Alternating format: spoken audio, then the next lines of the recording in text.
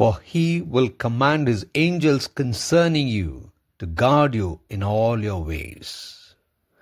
Tuesday, 14th of October 2025. For a meditation this morning, I have chosen from the first book of Samuel, chapter 23, verse 16. And Jonathan, Saul's son, rose and went to David at Horesh, and strengthened his hand in God. And he said to him, Do not fear, for the hand of Saul my father shall not find you. You shall be the king over Israel, and I shall be next to you.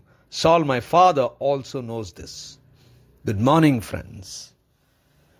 It is so very important to strengthen those who are in a vulnerable situation or in crisis.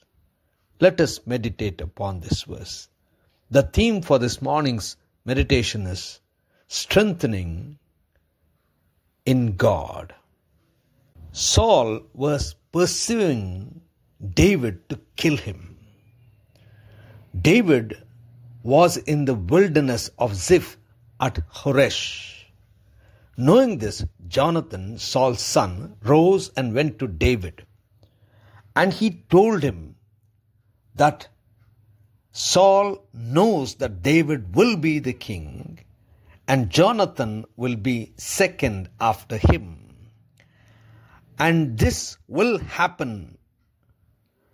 And this is the way that Jonathan strengthened David in God. He inspired him. He motivated him. He helped him to be in hope and not to fear the situation. He knew Saul was powerful, yet he knew God has a plan for David. And David was in the hiding. So Jonathan went there, strengthening his hand in God, saying that God's plan will come to pass in his time. And so he strengthened David when David himself was so vulnerable. Friends, there are situations in our life where we need to strengthen others in God, in spite of we ourselves losing the battle or we ourselves not being in a powerful position. Jonathan had to be the king, but he was willing to give it to David, for he felt it was God's plan and he was willing to be second in command after David.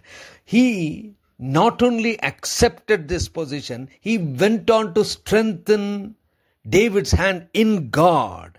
He went on to help David to be in hope, for the Lord has a plan. Friends, when we are in such situations, we need to be a hope for those who are in vulnerable situation or in crisis. Gracious God, our Heavenly Father, help us to stand with others who are vulnerable. In Christ's name we pray. Amen.